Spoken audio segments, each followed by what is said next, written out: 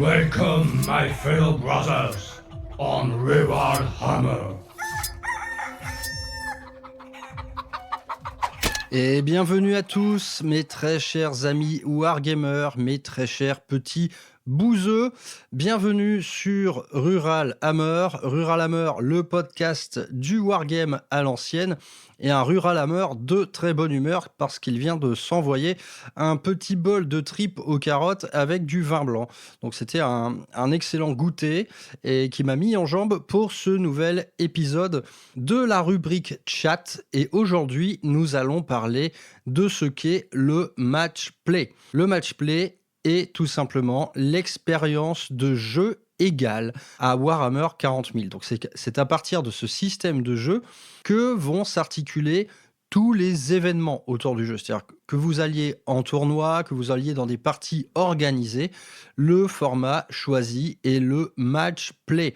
En gros, le match play, c'est tout ce qui n'est pas narratif ou tout ce qui n'a pas vocation à s'inclure dans une croisade ou toute autre expérience de jeu privilégiant le scénario. Ici, on part d'une base donc conçue par Game Workshop, donc qui s'est incarné de bien des manières de par le passé. En V9, il s'agissait par exemple des ouvrages nommés Chapter Approved, qui, de manière saisonnière, c'était à peu près tous les 6 mois dans ma mémoire, organisait un nouveau système de jeu, incluant du coup des objectifs primaires, des objectifs secondaires, et incluait différents bonus comme des objectifs secondaires propres à chaque faction. Désormais, en V10, et ce, depuis le début de la V10, donc depuis la nouvelle boîte de base, nous devons composer pour faire du match play avec le deck de cartes Léviathan.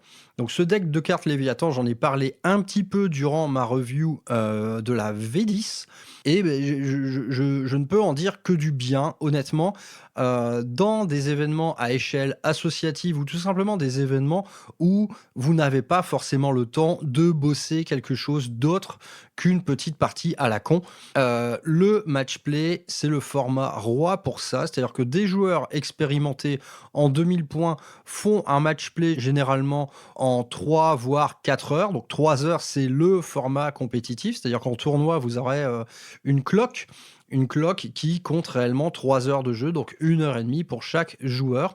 Ça paraît assez hard comme ça, la cloque de 3 heures, mais au final, dès lors qu'on a un codex bien en main et qu'on maîtrise bien les règles, honnêtement, ça passe assez vite. Ça passe encore plus vite si l'adversaire vous enlève les 2 tiers de votre armée au T2. Ce genre de partie se conclut assez rapidement. Là, généralement, 3 heures, on est large. Donc, nous allons parler de ce deck Léviathan, comment l'utiliser et éventuellement comment l'améliorer pour justement en faire quelque chose de plus immersif. Car ce qu'il se passe finalement avec ce deck Léviathan, au demeurant vraiment très bien fichu, c'est que des fois, dans l'orgie de la bataille, vous allez tirer des cartes secondaires, donc des missions à accomplir durant ce tour, avec lesquelles il n'y a pas trop de cohérence par rapport à votre plan de bataille. Donc on peut imaginer des situations, et ça arrive malheureusement assez souvent, on imagine des situations parfois un peu farfelues, et je vous propose une petite mise en situation. Capitaine! Capitaine! Les tyrannides sont sur nous! Ils foncent droit sur nous! Ils prennent d'assaut le bunker! Faut nous envoyer des renforts! Capitaine! Du calme, sergent, gardez votre calme. Ici le capitaine. Je vais vous donner un ordre. Quoi? Mais le seul ordre à dire, c'est il faut nous envoyer des renforts, c'est tout ce qu'on peut faire, capitaine, faites quelque chose! Non, calmez-vous, lieutenant. Vous voyez, derrière vous, là, regardez un peu derrière vous. Quoi, derrière moi? Mais je vois rien, capitaine, les tyrannides sont partout! Non, calmez-vous. Regardez derrière vous, à peu près à 10 mètres derrière vous, vous verrez une petite balise qui clignote. Ouais, je la vois, la petite balise qui clignote. Ah, capitaine, on est en train de morfler. Faut nous envoyer des lignes, faut nous envoyer des renforts. Ah. Ouais, attends, je sais, les renforts vont arriver, mais pour l'heure, il faut que je mette 3 points. Du coup, tu vois la petite balise qui clignote, là, si tu pouvais juste appuyer sur le bouton. Mais je m'en fous de la balise, je m'en fous. Ils sont sur nous, faut qu'on les tue, capitaine, des renforts, vite. Ouais, calmez-vous, lieutenant. Je veux ma balise, vous allez gentiment appuyer dessus, j'ai besoin d'analyse de la faune et de la flore de cette planète tout de suite. Voilà, ça c'est l'exemple typique. Vous êtes au cœur de la mêlée, vous faites face à un ennemi innombrable, vous êtes en condition de survie et vous allez tirer une carte qui va consister à faire une action sur un objectif dans votre zone de déploiement. Donc ces actions, parfois, elles sont pas définies de manière très claire. Il y a par exemple, lui, comme je viens de l'illustrer brillamment, une petite balise à déployer, ouais, pourquoi pas. Mais techniquement, on comprend pas trop le sens de ce genre d'objectif secondaire. Ça pourrait très bien être aller cueillir des fleurs sur un objet, faire un petit barbecue de sardines dans votre zone de déploiement. C'est un peu du casseur d'immersion quelque part. Cette escouade qui fait face à une menace immédiate, naturellement qu'elle a envie de lui tirer dessus au lieu de faire une action à la mort moelle-neu. Pour que vous compreniez bien et pour, encore une fois, illustrer mes talents d'acteur, partons sur une autre mise en situation. Je suis Billy le Dreadnought. Billy Je suis vénérable. Mon devoir est éternel. Billy Dans les fluides de mes machines coule Billy. la sagesse des anciens. Merde, il m'entend pas. Je vais de ce pas Billy. accomplir mon devoir et Oh. exterminer Billy, cette calme-toi. horde de xénos. Ouais. Billy. Écoute, t'es bien gentil, mon petit Billy, mais là, je vais avoir Je suis besoin un Dreadnought. que t'ailles vers ce quart de table là-bas. Je m'embalèque de ton quart de table. Mon devoir est éternel. Ouais. Je vais purifier Non, Billy. le champ de bataille par sa volonté Billy. de Non, l'empereur. écoute, Billy, j'ai vraiment besoin que t'ailles capturer ce quart de table là-bas. Je suis éternel. Du coup, tu pourras pas vraiment tirer. Je suis invincible. Mais j'ai vraiment besoin que t'y ailles. Sa mère, Billy, j'ai trop le seum. Je peux pas tirer. Voilà, encore un petit exemple où finalement un objectif secondaire va vous obliger à renoncer à la létalité potentielle d'une machine de guerre comme Billy le Dreadnought. Donc, ce genre de situation, quelque part, est un peu monnaie courante. Et donc, quel est le moyen finalement d'y remédier ?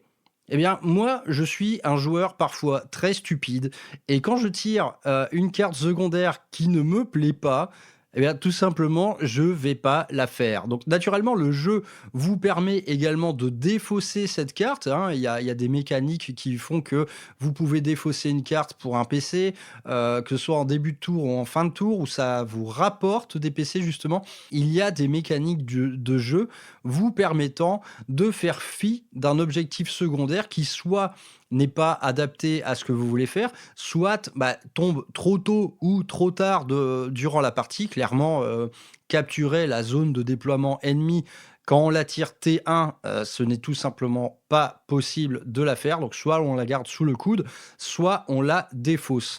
Donc il y a des mécaniques pour un peu contourner les objectifs secondaires.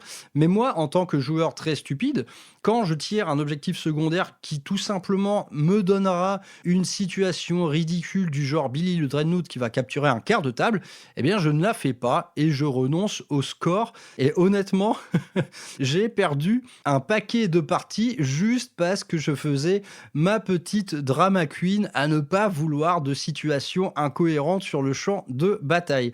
Donc ça, ce sont des choix très personnels et justement, dans mes aspirations narratives, même quand je joue dans des situations, on va dire, vite fait, c'est-à-dire un petit match play en assaut, tout simplement, le vendredi soir avec les copains, parfois, ça m'arrive vraiment de renoncer à un objectif juste parce que je trouve ça trop con. Donc, comment remédier à ça quelque part ? Comment refaire du match play quelque chose de plus immersif qui vous épargnera des situations un petit peu ridicules? Eh bien, nous allons les réécrire ou tout du moins les réadapter. Et donc là, je vais vous parler de cadres de bataille qui se déroulent à la cool. Donc on ne sera pas dans des situations de match play en assaut où il faut aller assez vite. Là, on va parler d'un cas où vous invitez un copain à la maison, il y a des bières au frais, il y a des noix de cajou et clairement, on prend la journée entière pour se faire une belle bataille. Et donc, recréer le deck Léviathan. C'est tout à fait possible et c'est tout à fait facile. Et je pense que dans le cadre, par exemple, d'un joueur qui a envie de plus en plus de partir vers des scénarios de plus en plus personnalisés, jusqu'à aller par exemple à une véritable bataille narrative, eh bien, cette petite réécriture du deck Léviathan est sans doute la première étape à passer. C'est-à-dire qu'on reste dans le cadre du match play tel que l'a écrit Game Workshop, avec son système de cartes officiel. Donc on va calculer exactement de la même manière les coûts en points, donc les points que ça vous rapporte, par exemple, aux objectifs primaires et secondaires, mais on va lui redonner un peu de panache à ce deck de cartes. Et donc, j'ai choisi finalement de couper les objectifs secondaires en deux catégories. Il y a tout simplement la catégorie qui relève de la stratégie militaire pure et dure. C'est-à-dire que ces cartes-là, elles n'ont pas vocation à être changées parce que leur intitulé parle de lui-même. On est tout simplement sur des grands classiques de la stratégie militaire, donc, qui consistent à s'emparer du champ de bataille, qui consiste à contrôler des zones clés, qui consiste à s'infiltrer dans les lignes ennemies, etc., etc., etc. Donc, on va les passer en revue vite fait. Ces cartes-là n'auront pas vraiment vocation à être changées. Elles se suffisent à elles-mêmes. Donc, on commence par l'engagement sur tous les fronts. Donc, à chaque fois, je vais vous lire le petit intitulé de l'or qu'il y a en dessous du titre de la carte. Clairement, le truc que personne n'a jamais lu. Mais moi, je vais vous le lire parce que c'est ça, finalement, qui rend le truc palpitant. Et à mon sens, quand on tire un petit objectif secondaire, ça donne toujours un peu de classe de lire le petit intitulé, en gros, qui va expliquer à votre adversaire quels seront ses enjeux pendant son propre tour. Donc, engagement sur tous les fronts. Cette zone est d'une importance extrême. Lancer un assaut immédiat et général pour la capturer et en chasser l'ennemi une bonne fois pour toutes. En gros, c'est du control map. On veut être partout et on veut dominer le champ de bataille. Très bien, on garde. Sécuriser le No Man's Land. Vous devez investir rapidement le No Man's Land avant l'ennemi au risque que ce dernier prenne le contrôle du champ de bataille. On est tout à fait dans la même lignée. C'est du control map qui va vous aider à mettre des scores d'objectifs primaires. Parfait, on garde. Élargir les lignes de front. Le champ de bataille se remporte 1 mètre après l'autre. Maintenez une forte présence militaire dans la zone. Ça, pareil, on est toujours dans la catégorie control map. Il faut s'emparer du plus d'objectifs possible. Donc, idem, on est vraiment sur des grands classiques. Toujours le control map, quoi. Et capturer l'avant-poste ennemi. Un objectif vital a été identifié dans les environs, mais l'ennemi le détient pour l'heure. Vous avez pour ordre de vous en emparer à tout prix. Donc ça, c'est un des secondaires qui vous rapporte le plus de points. C'est tout simplement, il faut vraiment aller taper l'incruste dans l'objectif de la zone de déploiement adverse. Donc celui-là, généralement, quand vous le réussissez, c'est un grand coup. Ça met souvent la pression à votre adversaire et c'est bien normal parce que vous êtes chez lui. Coucou, me voilà. Coucou, avez-vous entendu parler de l'empereur ? Un autre petit objectif, c'est force écrasante. Là, on va commencer à rentrer dans les secondaires d'attrition. Éradiquer l'ennemi de la surface du champ de bataille. Donc là, il n'y a absolument rien de compliqué. Il faut tout simplement que vous butiez des unités ennemies qui étaient sur un objectif. Autre secondaire d'attrition, pas de prisonniers. Le sous-titre est simple, exterminer vos ennemis. Bon, les choses sont claires, vous allez mettre des points à chaque fois, vous allez balayer une unité ennemie, que ce soit au tir ou au corps à corps. Un autre petit secondaire, défendre le bastion. Vous êtes chargé de défendre un objectif crucial. L'ennemi ne doit surtout pas mettre la main dessus. Donc encore du control map, plus défensif cette fois, très bien. Assaillir l'objectif hostile. Dominer le champ de bataille, assaillez tous les sites d'importance tactique et ne laissez nulle part où se cacher à l'ennemi. Donc là, on est dans du control map, mais agressif cette fois. Donc il va s'agir encore une fois de contrôler plus d'objectifs que celui de votre ennemi. On voit que quelque part, ces secondaires se ressemblent un petit peu. Il y a, à mon sens, 2 familles de control map, agressif ou défensif, généralement, il y a 2-3 cartes qui disent plus ou moins la même chose. Mais ces cartes, vous allez les tirer plusieurs fois dans une partie. Donc, vous serez content d'avoir plusieurs cartes de control map agressif ou défensif. Et le dernier, c'est derrière les lignes ennemies. Effectuer une percée dans les lignes ennemies et couper-leur toute retraite. Donc ça, idem, il faut tout simplement que vous vous incrustiez vraiment dans la zone de déploiement adverse. Donc c'est tout pour ces secondaires qui, j'ai envie de dire, se suffisent à eux-mêmes. Ceux-là, on peut les graver dans le marbre, ils ne nécessitent pas vraiment d'adaptation. Je pense que quelle que soit la faction que l'on joue, quelle que soit l'unité dont on va se servir durant ce tour, chacune de ces cartes aura du sens. C'est du control map. Donc ce sont les secondaires qui se combinent le mieux avec la domination qu'on exerce sur les objectifs primaires. Donc là, potentiellement, on est quand même sur des secondaires qui sont assez juteux. Donc voilà, ça combotte assez bien avec le score des primaires. Donc ensuite, dans mon petit tri, j'ai repéré des autres objectifs secondaires, cette fois qui vont concerner un peu plus les actions à mener. Donc, quand vous menez une action, ça vous empêche de tirer et de vous battre au corps à corps. Il ne faut pas que vous soyez engagé. Et faire des actions, c'est là où on va rencontrer parfois soit des incohérences, soit des trucs complètement cons. Mais donc, ici, on va essayer de les réadapter. Donc, par réadaptation, j'entends quoi? Ça veut dire que, suivant la faction que vous jouiez, la première carte que je tire, par exemple, qui s'appelle Inspecter les signaux, il faut tout simplement réfléchir à quel pourrait être ce type de signal. Qu'est-ce qui pourrait être l'atome crochu entre ce signal et ma propre armée? Et donc, ces objectifs, on va les réécrire d'une part pour l'attaquant et d'autre part pour le défenseur. Parce que on a en commun ces cartes d'objectifs secondaires. Donc vous allez tirer les mêmes que celles de votre adversaire. Donc pour ce qui est des secondaires vus précédemment qui concernent vraiment la stratégie militaire au sens global, ce n'est pas grave d'avoir les mêmes. Mais dans cette deuxième famille, il peut être de bon goût d'écrire pour chacune des différentes factions. Donc là, honnêtement, je vais ouvrir tout simplement des portes. Je n'ai pas encore la réponse à tout par rapport à ces secondaires qui demandent potentiellement une petite réadaptation narrative, mais je vais vous donner quelques pistes en fait, quelques indices. Donc, carte secondaire, inspecter les signaux. Notre flotte a reçu un mystérieux signal sur cette zone de guerre, et il semble que sa source vienne de quelque part dans les environs de ce champ de bataille. Localisez cette source et sécurisez-la sans délai. Donc là, on ouvre un peu la porte de l'imagination. Admettons, je joue Blood Angels. Ce signal qui vient de ma propre flotte, de quelle nature peut-il être? Et sur quoi peut-il donner? Est-ce que ça peut être l'arrivée de renforts? Est-ce que ça peut être une petite frappe orbitale? Il y a, finalement, là, tout est possible. Donc, l'objectif en lui-même, c'est que à votre phase de tir, vous allez déclarer cette action. Et cette action, vous devez la mener dans les coins de la table. Donc là, vous devez être à 9 pouces du coin d'une table. Donc, ce signal, qu'est-ce que ça peut être? Est-ce que ça peut être une demande de renfort? Est-ce que ça peut être la création d'une zone d'évacuation?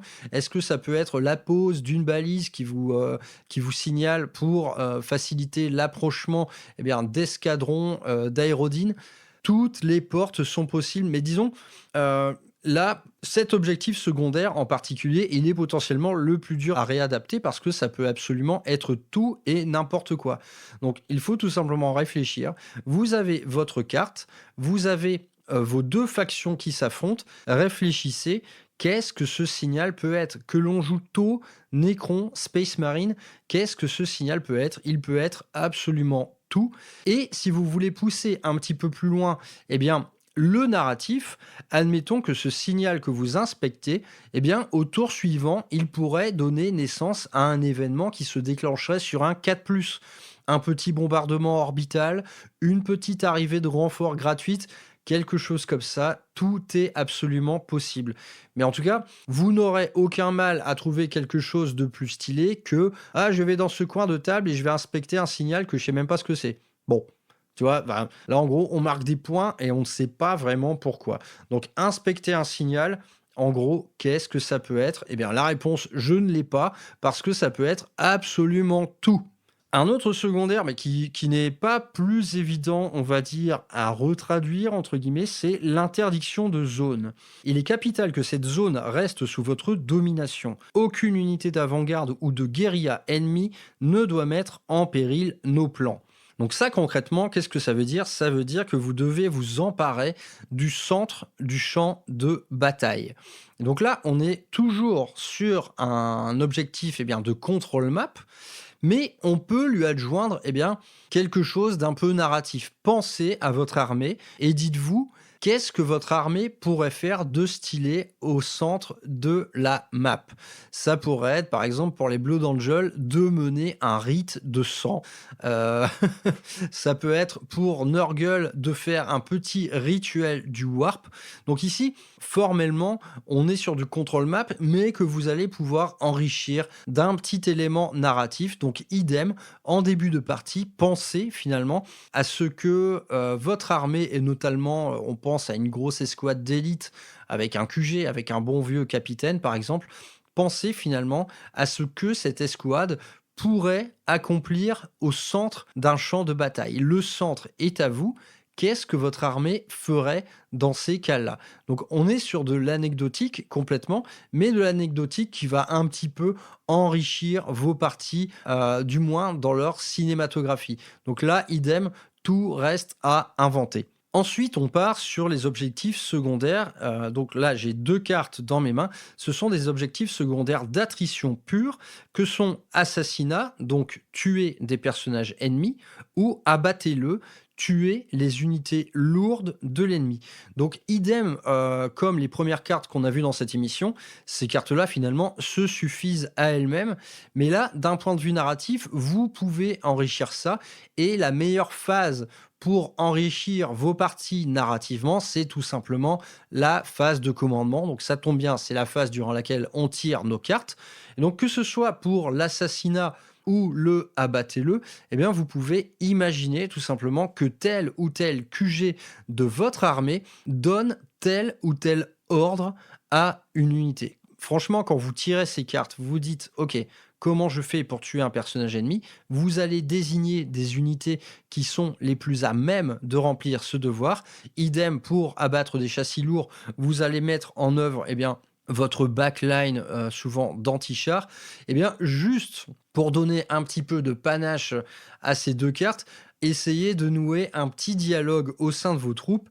Voyez qui donne l'ordre à qui pour faire quoi. Donc là, c'est tout simplement quand vous exposez votre plan de bataille à votre adversaire, essayez d'y mettre un petit peu de littérature.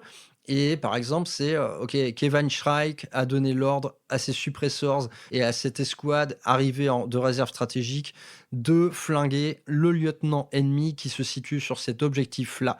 Donc voilà, là c'est juste un petit enrichissement narratif qui permet de rendre ces 2 cartes d'attrition pure un petit peu moins, on va dire, génériques. Autre carte qui, cette fois, est plutôt intéressante, c'est la purification. Donc la purification, les objectifs de cette zone ont été corrompus et doivent être rituellement purifiés par le feu. Donc là, typiquement, dans l'intitulé de l'objectif, on imagine que quand on joue certaines armées, ça n'a pas de sens. Jouer, par exemple, des taux, un objectif corrompu, qu'est-ce qu'on fait? On doit faire du feu dessus. Bref, ça n'a pas de sens. Idem pour un Nécron. Le Nécron s'en fout de la corruption. Il la foule de ses pieds tout en continuant de tirer. Ça n'a pas vraiment de sens. Donc là, idem, c'est une action à faire sur un objectif qui vous empêchera de faire quoi que ce soit d'autre. Là, c'est encore une porte ouverte à l'imagination. La corruption purifiée par le feu, on peut très bien en rester là, par exemple, quand on joue des Grey Knights ou des Sœurs de bataille. Elles vont mener une espèce de rituel de purification en allumant un grand brasier et louange à l'empereur, petite prière et compagnie. Là, on reste vraiment sur un terrain connu. Donc, on peut tout d'abord prendre cet objectif secondaire, c'est que, par exemple, un objectif sanctifié peut se faire corrompre par des forces de démons ou de Space Marine du chaos, donc tout ce qui a trait finalement aux dieux sombres. Donc là, ce ne sera plus une purification, mais un petit rituel du Warp, une invocation de démons, ou tout simplement la Death Guard qui va se mettre à faire popo partout. Ça peut être aussi des Emperor Children qui se mettent une petite main au cul. Ça peut être absolument tout ce qu'on veut. Donc par exemple, on peut imaginer une faction de Drukhari en train de regrouper des prisonniers pour en faire des esclaves. Donc cette purification, vous allez pouvoir lui donner la couleur que vous voudrez. Donc là, on réécrit la carte tout bêtement et cette purification peut devenir un rituel warp si on joue KO, un asservissement de troupes capturées quand on joue Drukhari. Ça peut être une petite lecture de runes du destin à même le champ de bataille quand on joue Eldar. Ça peut être une danse de la guerre quand on joue Orc. Donc là, libre cours, encore une fois, à votre imagination. Le gain en points, on va dire que c'est le même, quoi qu'on fasse. Mais cette purification, encore une fois, peut prendre toutes les formes que l'on veut. Ensuite, autre petit secondaire intéressant, c'est déployer la balise. Une flotte alliée est en approche, prête à lancer une invasion à grande échelle de la planète. Si notre force d'avant-garde déploie une balise de téléportation ou de localisation en territoire ennemi, nos troupes en orbite pourront lancer une attaque surprise dévastatrice. Donc ça, c'est un objectif secondaire qui, finalement, va obéir aux mêmes règles que les autres. C'est par exemple la détection d'un signal. Là, on déploie une balise. Donc, on peut imaginer une autre petite source de l'or qu'un vaisseau spatial en orbite prêt à frapper. On peut imaginer d'autres choses, tout simplement parce que déjà, il y a des factions qui n'ont pas forcément de flotte alliée en approche. Mais donc, cette balise, c'est encore une fois une action qu'on va faire au centre du champ de bataille ou dans la zone de déploiement ennemi. Et le problème que j'ai, par exemple, avec ce type de secondaire, c'est qu'il n'aboutit pas sur un résultat. Cette balise que l'on déploie, finalement, nous n'en verrons pas le résultat lors de la suite de la partie. Donc ça, c'est quelque chose que j'ai déjà fait.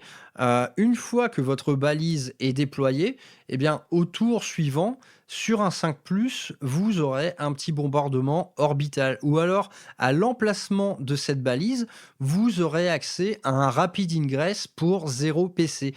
Ça, c'est le genre de truc que j'aime bien un petit peu ajouter. Parce que là, en l'état, ce secondaire, ok, la balise est déployée, je marque mes points et ensuite, plus rien.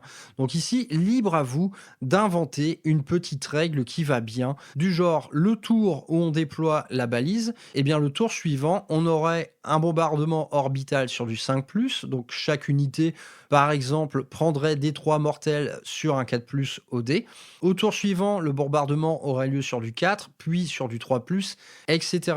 Ou comme je l'ai dit, cette balise, elle va servir de relais à vos troupes qui sont en chambre de téléportarium. Donc ça peut être sympa. Vous décrétez que cette balise, vous aurez un rapid ingress gratuit à 3 pouces autour d'elle.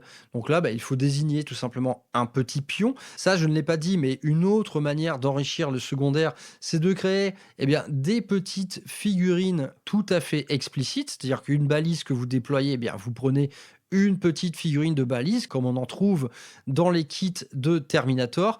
Idem, inspecter les signaux, ce signal, il peut prendre la forme d'une chose ou d'une autre, par exemple d'une caisse de munitions tombée d'un aérodyne, etc. Si vous avez des petites figurines pour illustrer les secondaires que vous accomplissez, c'est très cool. Idem, la purification, ça peut prendre forme sous une figurine, par exemple d'un Aquila qu'on vient de dresser avec un brasier à ses pieds. Il y a moult et moult façons. Si vous jouez Nurgle, vous allez pouvoir dresser une espèce d'idole de grand-père Nurgle avec plein de petits Nurglings autour. Il y a bien des manières de rendre une partie plus riche en matière de secondaire. Ce ne sont que des exemples parmi tant d'autres.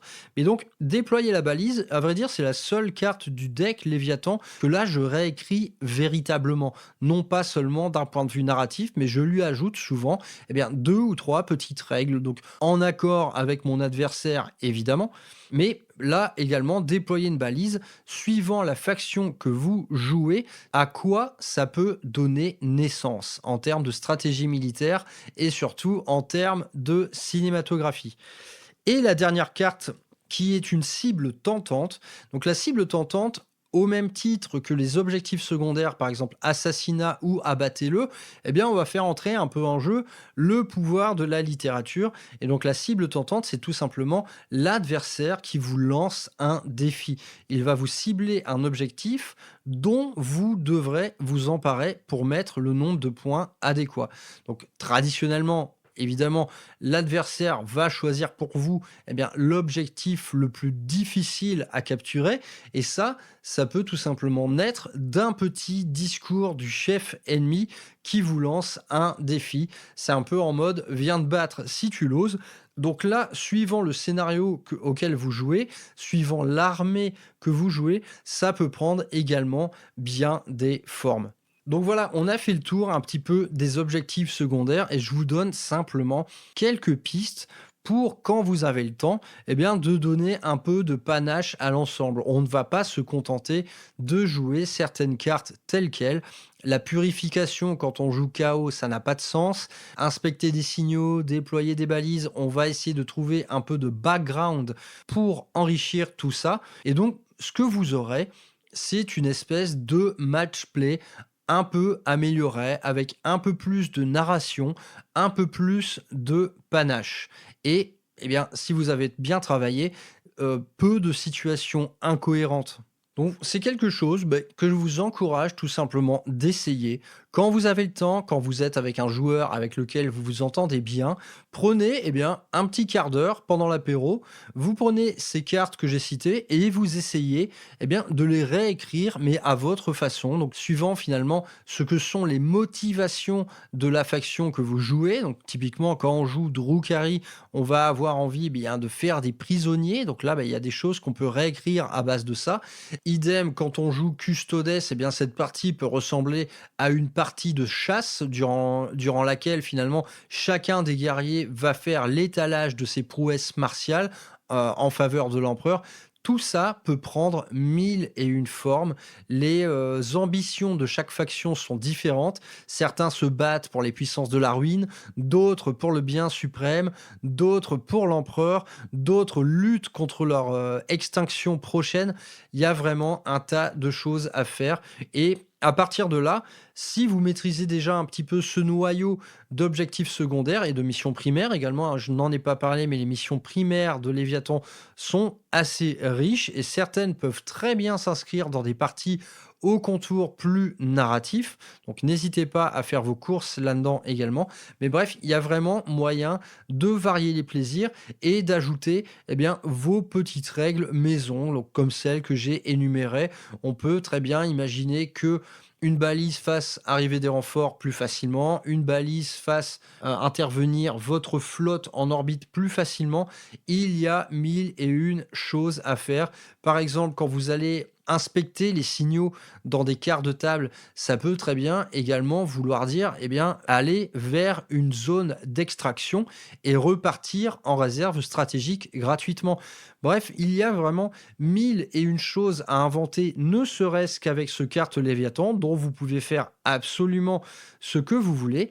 Et ce premier essai, quelque part, cet embryon de narration dans les parties, eh bien, elle peut sans doute vous donner envie d'aller plus loin en la matière jusqu'à atteindre la sacro-sainte bataille purement narrative. Donc, on peut ensemble un petit peu aborder le sujet. Je pense que les batailles narratives seront au cœur de prochaines émissions, mais pour vous donner déjà un peu de grain à moudre, comment on écrit des scénarios maison? Eh bien, l'histoire nous a donné, durant les dernières grandes batailles, je crois qu'on peut remonter sur 4 à 5 000 ans d'histoire. On a des batailles antiques qui sont très bien retranscrites, par exemple.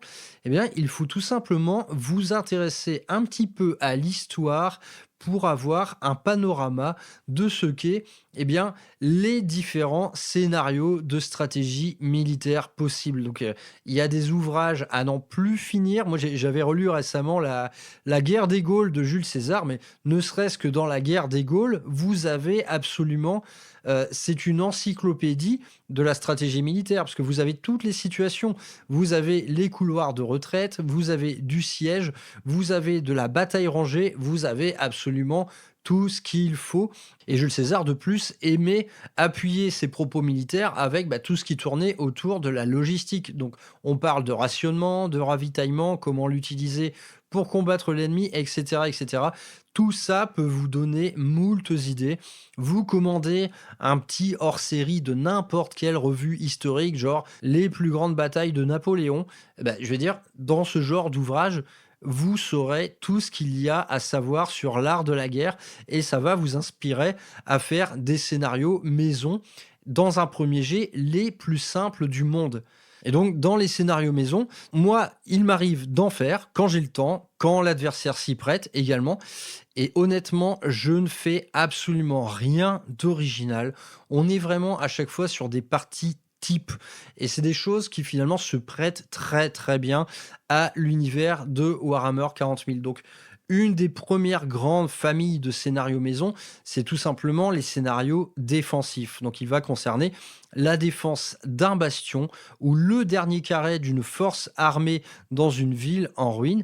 Et généralement, cette défense de bastion, ce dernier carré de la gloire, il aura lieu en plein centre de map, une map autour de laquelle, il y aura une déferlante d'ennemis, des ennemis que l'on va faire venir par vagues. Généralement, c'est des parties où le défenseur profite de pas mal de bonus parce qu'il est retranché, il est à couvert, il est immobile, il va lutter pour sa propre survie et il va tout donner. Donc moi, traditionnellement, dans ces parties-là, je donne aux défenseurs des bonus qu'on retrouve un petit peu, par exemple, dans le détachement Imperial Fist. Donc, c'est-à-dire des bonus d'attrition dès lors que vous ne bougez pas. De toute manière, vous n'aurez pas vraiment vocation à bouger. Vous êtes à l'abri derrière vos murs, vous êtes à l'abri dans vos tourelles, dans vos bunkers. Il faut que vous surviviez le plus longtemps possible. Quant au déploiement ennemi, là, on peut jouer sur quelque chose de complètement aléatoire et sans calcul de points. C'est qu'on va faire venir des vagues par vague, tour par tour. On les fait venir à différents points de la table, donc des coins de table que l'on peut tirer au dé, par exemple. Et cette partie, elle peut très bien se conclure par exemple, comme on l'a vu, du déploiement de balises qui va signaler votre présence, qui va signaler votre SOS. Vous êtes en situation de détresse.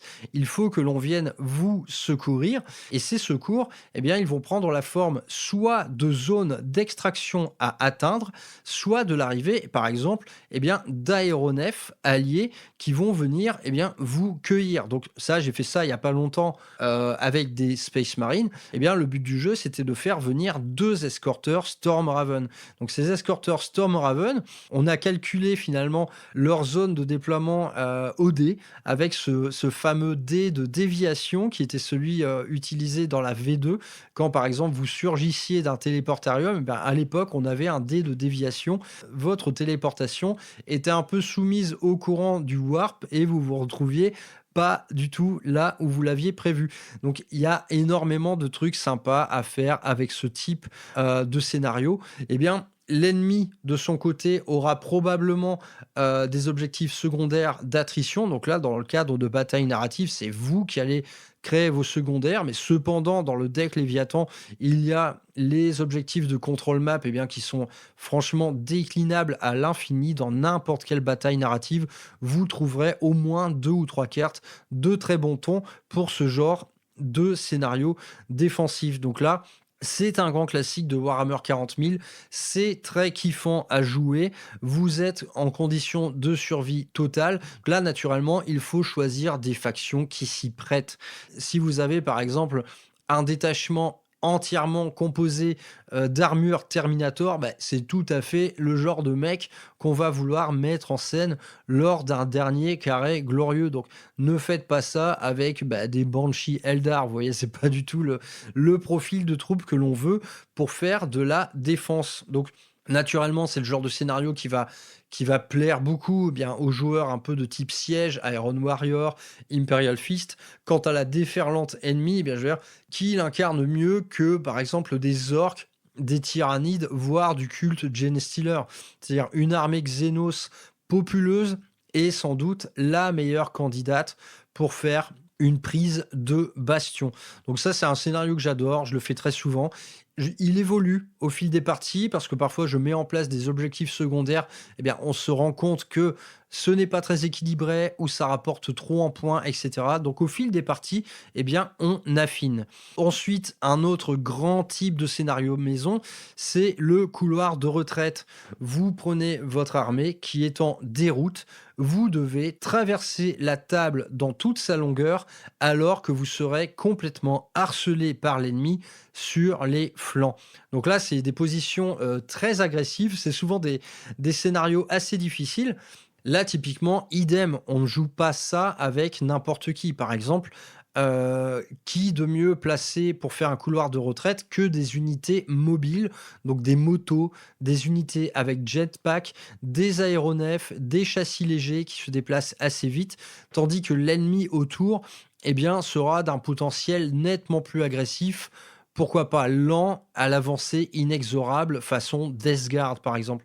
Donc ici dans ce type de scénario maison, donc déjà c'est un couloir de retraite. Donc il y a évidemment le joueur en fuite qui est désavantagé dès le départ. Mais parfois il y a des surprises, c'est que au cours de la bataille, eh bien cet ennemi en déroute va pouvoir prendre l'ascendant. Et cet ascendant, il peut se manifester de telle ou telle manière. Par exemple, cette zone de la table que vous devez rejoindre, et donc on peut appeler ça une zone d'extraction, eh bien vous pourrez calculer par exemple que à chaque tour sur un jet de dés, tel ou tel type d'unité alliée, pourquoi pas volante tout simplement, viennent là pour vous attendre, pour vous accueillir, pour vous aider quelque part à couvrir votre retraite.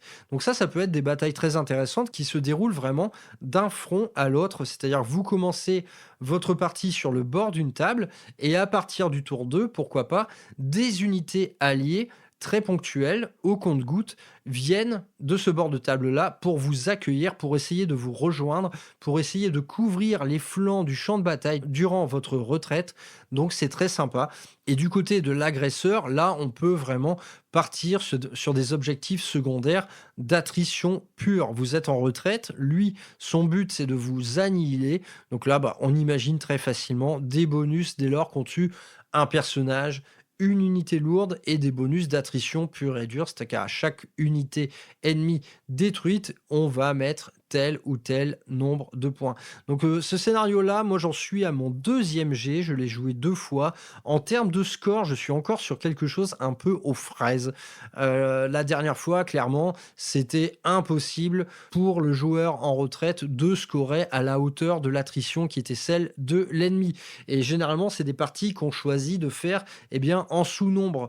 Tout comme pour la défense de Bastion, l'ennemi en fuite n'a pas vocation à être plus nombreux que son agresseur. On parle vraiment de survivants d'un autre front du champ de bataille.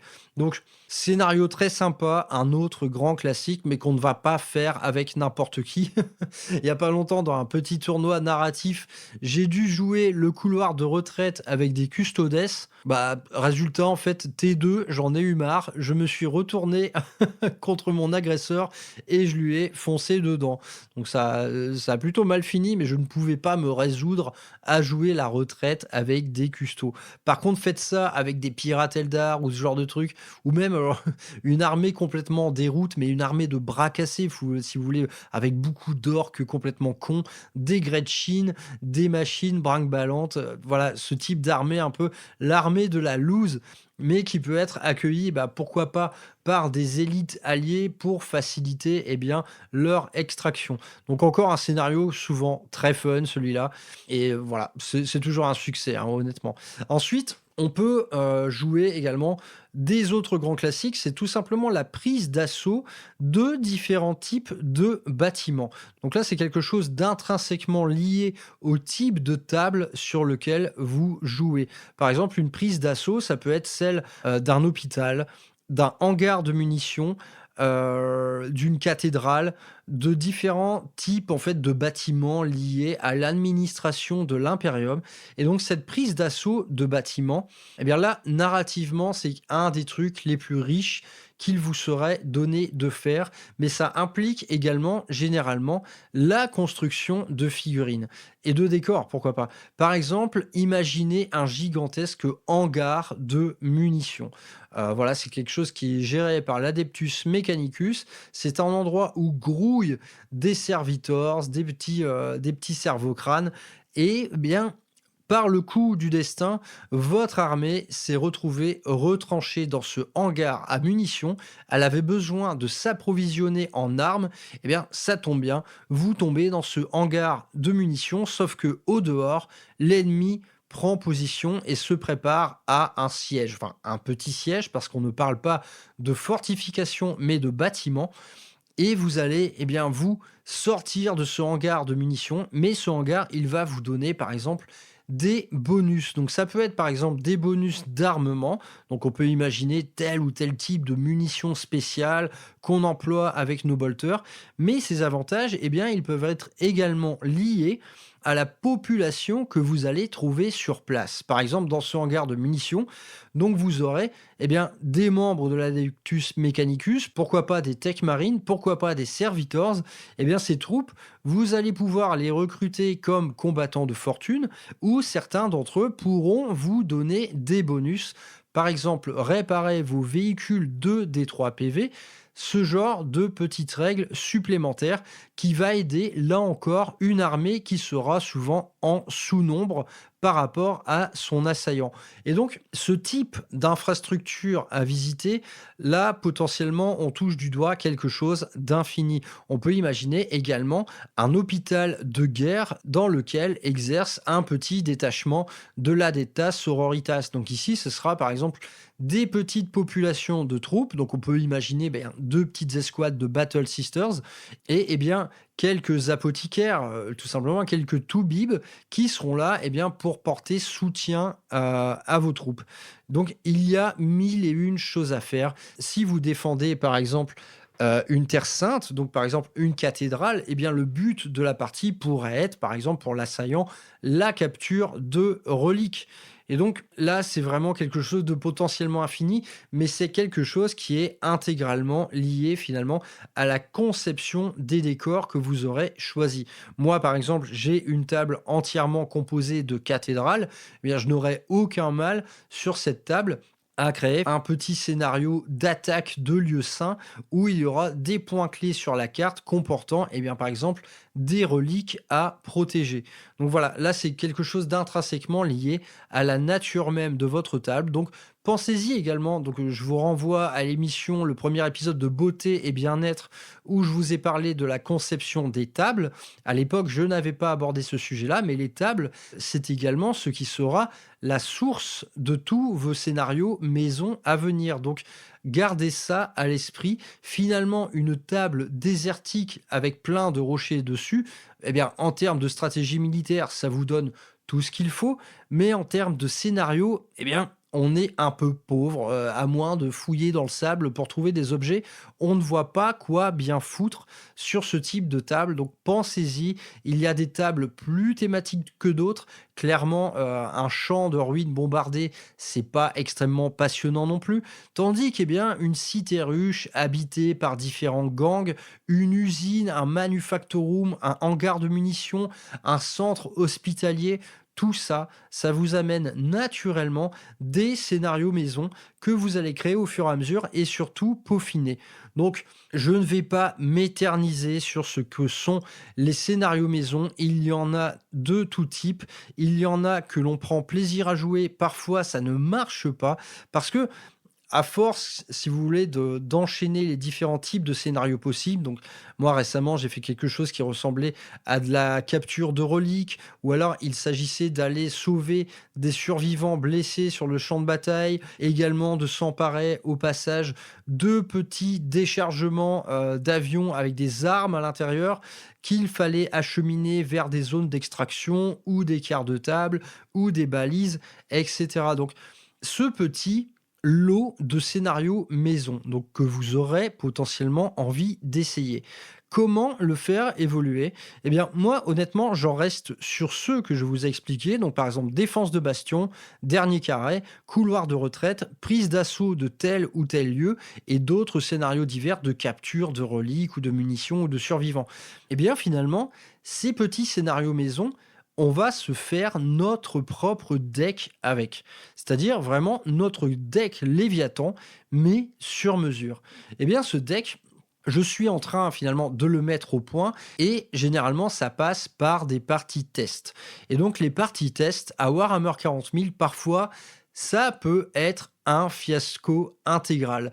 Tout comme parfois un petit match play entre listes vraiment pas opti, entre listes fun, peut devenir un véritable peloton d'exécution. Eh bien, le test finalement de scénario maison peut aboutir sur des scores délirants. Donc il y a pas longtemps, j'ai gagné un 98 face à 12. Donc tellement finalement le scénario était plus dur à jouer d'un côté que de l'autre. Mais ce sont des choses dont on ne se rend pas forcément compte lorsque justement on écrit ces règles. Donc clairement pour chacun de ces scénarios maison que vous allez créer, il va y avoir des ratés. Mais justement, eh bien ces ratés, vous allez les corriger au fur et à mesure. Quand vous voyez qu'un déséquilibre est trop gros, eh bien, vous rééquilibrez.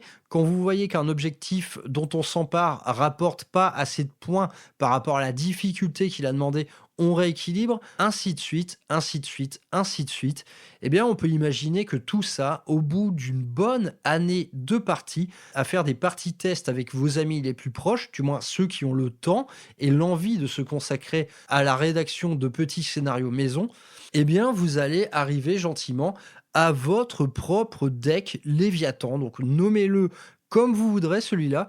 C'est que avec votre adversaire, vous aurez votre petit deck et vous allez faire exactement comme avec Léviathan. Vous allez tirer vos règles de mission au hasard et eh bien, vous aurez quelque chose de complètement cohérent. Donc, votre pote va pouvoir choisir de jouer un couloir de retraite, une défense de bastion, une prise d'assaut, etc. Et ensuite, vous pourrez lui proposer les objectifs secondaires qui seront associés à cette mission. Donc, l'écriture de scénario, on va pas se mentir, c'est du taf, c'est du temps de cerveau, ça demande un certain talent à parvenir finalement à se projeter dans le cœur de la bataille, mais sur papier, à déterminer qui va rapporter quoi en termes de score, quels seront les enjeux de la partie, qui sera l'adversaire qui part quelque part avec un boulet au pied, comment lui donner sa chance, etc., etc. Je pense que ce sont des choses sur lesquelles nous reviendrons. J'ai dans ma besace 4, on va dire 3 ou 4 scénarios maison qui deviennent franchement assez bien ficelés parce que ce sont des scénarios que j'ai joués au moins 5 fois, donc que j'ai rééquilibré sans arrêt au fil des règles. Donc je commence à avoir quelque chose de solide. Et si vous êtes timide en la matière, si vous n'osez pas, enfin, ou tout simplement si vous avez la flemme, hein, vous avez le droit aussi, eh bien, des scénarios maison. Il suffit d'aller se greffer à n'importe quelle communauté du wargame. Vous trouverez toujours un Jean Scénario qui fait que ça de son temps libre. Je pense que tous autant qu'on est, dans toutes les petites communautés reliées aux différents médias parlant du wargame, on a tous cet énergumène qui s'efforce de nous proposer sur Discord ou ailleurs des scénarios maison. Et il a bien raison, donc n'hésitez jamais à discuter avec ces gens-là ou tout simplement avec leur accord de vous emparer de leur travail. S'ils ont bien écrit des scénarios maison, mais libre à vous de les utiliser, mais libre à vous, eh bien, de vous épargner le deck Léviathan de temps en temps, quand vous en avez l'envie, quand vous en avez le temps. Ce deck Léviathan, comme je vous l'ai dit, je n'en pense que du bien, mais il est parfois de bon ton de s'en éloigner un petit peu. Et à propos de ce deck Léviathan, je ne vous en ai pas parlé, mais évidemment, ne jouez qu'en objectif tactique. Jamais de la vie, vous ne prenez les objectifs fixes. C'est chiant comme la pluie. Naturellement, dans la méta actuelle, on trouve majoritairement des armées où il y a à la fois beaucoup de personnages et beaucoup de véhicules. Naturellement, choisir vos objectifs fixes, assassinat et abattez-le, ouais, C'est chiant, mec, c'est ennuyeux à mourir. Oui, j'ai beaucoup de personnages et de véhicules, toi tu me proposes de tous les tuer. Non, non, fais autre chose, déploie des balises, va dans des quarts de table, fais ce que tu veux, mais joue en objectif tactique. Les objectifs tactiques permettent de redistribuer les chances entre deux adversaires. Les objectifs tactiques vous permettent d'introduire une part d'aléatoire dans vos parties. Vous allez vous faire bousculer votre plan de bataille. Vous allez avoir des petits bâtons dans les roues et c'est ça qui rend véritablement le match play à la fois lucratif et à la fois rigolo. Ne jouez pas les objectifs fixes. Je pense honnêtement que les objectifs fixes, il n'y a qu'en tournoi que là, évidemment, je n'ai pas de contre-indication à les jouer en tournoi. En tournoi, le but, c'est de mettre le plus gros score possible. Donc, naturellement, si en face de vous, il y a un gars qui a 5 personnages et 5 véhicules, évidemment, vous allez jouer les objectifs de mission fixe. Mais franchement, dans le cadre de vos petites parties à la maison et même dans le cadre associatif, ne jouez qu'en mission tactique, c'est bien plus marrant. Et oubliez tout de suite les cartes secondaires gageurs, qui là, à mon sens, c'est un raté. C'est un raté. Je salue finalement l'effort qu'a été celui de Game Workshop de rédiger des règles permettant à un joueur en très mauvaise posture de pouvoir s'en sortir. Mais généralement, ça se résume à je rejoins un coin de la table, je lance 2 dés, et si je fais un 11 ou plus, je mets 30 points de victoire. Donc voilà, stratégiquement, c'est nul. On comprend pas finalement pourquoi c'est censé nous rapporter 30 points de victoire de parvenir à s'enfuir. Honnêtement, j'ai essayé 3 ou 4 fois. Après, j'ai dit, bon, on arrête, c'est un peu naze, quoi. Autant jouer tactique jusqu'au bout. Les objectifs tactiques permettent, à mon sens, même à une armée en mauvaise position, de toujours rebondir un petit peu et de pas trop se faire latter les couilles au score. Donc, vraiment, ce deck Léviathan, c'est très bien. Quand vous n'avez pas le temps, restez-en vraiment à sa forme brute, qui est vraiment excellente à mon avis. Quand vous avez le temps, prenez le temps de le réécrire un petit peu en accord avec votre adversaire et pourquoi pas de rajouter quelques petites règles spéciales qui vont rajouter un peu de peps à vos parties. Et quand vraiment vous voulez mettre le doigt dans ce qui est la vraie bataille narrative, eh bien, faites un effort de rédaction, réfléchissez, inspirez-vous des autres, jouez des scénarios que d'autres ont créés avant vous pour vous inspirer. Et je n'en ai pas parlé, mais il y a également les petits scénarios dans les White Dwarf. Et à ce titre, je me permets de saluer le boulot qui a été fait dernièrement dans les derniers White Dwarf, où on trouve l'émission Bunker, il me semble que ça s'appelle. Bref, j'ai joué plusieurs fois des petites parties à 1000 points avec des scénarios White Dwarf qui étaient tout à fait excellentes, qui vraiment sont une petite bouffée d'air frais en fait. Il y avait des mécaniques de jeu qu'on ne trouve pas dans le deck Léviathan et ça fait du bien de changer. De toute manière, la seule règle concernant les missions, c'est jouer avec de la variété.